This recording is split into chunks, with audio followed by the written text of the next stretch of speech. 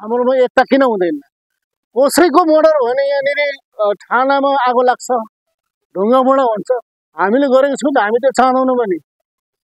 तैपनि हाम्रो जति पनि यो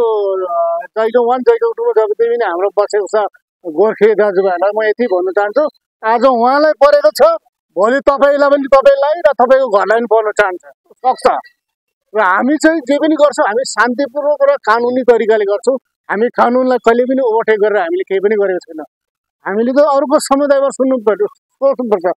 बेरी समुदायमा त्यहाँ मर्डर भयो उहाँहरूले कस्तो गर्यो अरू समुदायको पनि उहाँहरूको कस्तो छ एकता यति राम्रो छ तर हाम्रोमा दुःख लाग्दो कुरा के छ भने कोही पनि अगाडि बढ्न चाहँदैन यो चाहिँ दुःख लाग्दो कुरा चाहिँ यो हाम्रो समाजको गोर्खे समाजको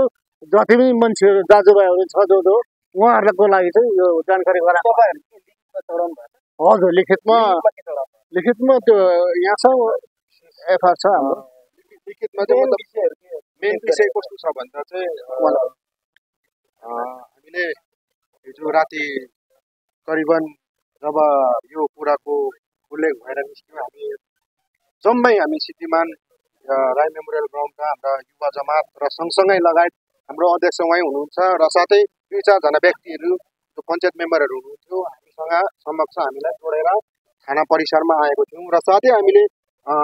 लिखित रूपमा हामीले एफआइआर दर्ता गरेको थियौँ कम्प्लेनेन्ट उहाँ हुनुहुन्छ उहाँ चाहिँ मृतक जो बित्नु भएको छ उहाँको मिसेस जो लथाबारी हस्पिटलमा बित्नु भएको छ र विशेष हामीले हिजोदेखि नै हाम्रा पुलिस प्रशासनदेखि लिएर एसएसबी भुटान गेटमा गएर हामीले प्रोटेस्ट प्रदर्शन गऱ्यौँ हामीले उहाँहरूलाई पनि क्वेसन गऱ्यौँ आज खुलेआम कुनै विदेशी नागरिक आएर हामी जयगाउँको कोही एउटा सिटिजनलाई जुन प्रकारले निर्मम हत्या गरेर फेरि पनि ऊ भागेर भुटानभित्र पसिरहेको छ भनेपछि यो कार्य आज मात्रै हुँदैन यो कार्य भोलिको दिनमाहरू पनि बढेर जान्छ त्यसै कारणले हामीले जयगाउँ थानालाई लगत्तै हामीले एसएसबीलाई यसको जानकारी दिएर हामीले साथसाथमै एफआइआर दर्ज पनि गर्यौँ र साथै उहाँहरूले आश्वासन पनि दिनुभएको थियो र साथै आश्वासनको स्वरूप जो कल्प्रिट छ जो आसामी छ उसलाई अरेस्ट गरेर अलिपुरद्वार रेफर गरे अरे भन्ने हामीले सुन्नमा आयो र साथै आसामीको नाम चाहिँ एससी दावा भन्ने उल्लेख छ र हामीले एफआइआरमा पनि त्यसरी नै दर्ज गरेको छौँ र उहाँ ड्रग एडिक्ट भन्दो रहेछ र उहाँ हमला गर्नुमा रिजन त्यस्तो केही पनि छैन उहाँ एउटा नसालु व्यक्ति हैन ड्रग्समा घुमिने मान्छे भएर उहाँको मतलब अब जो व्यक्तिले ड्रग्स खाएर बसेको हुन्छ त्यो व्यक्तिको कुनै पनि होस हवास हुँदैनन् आज एउटा सिधा मान्छे जो आफ्नो रोजगारको लागि सानो दोकान खोलेर एउटा पान दोकान खोलेर बस्ने व्यक्तिलाई आज जुन प्रकारले निर्मम हत्या गरेको छ यसको हामी हिजोदेखि नै हामीले यसको प्रोटेस्ट गरेको छौँ र साथै आज जयगाउँ थानाले हामीलाई आश्वासन दिनुभयो कि सर पाल्जर भुटिया सरलाई पनि हामी धन्यवाद दिन चाहन्छौँ कि जुन आइसी र सँगसँगै एडिसनल एसपी पनि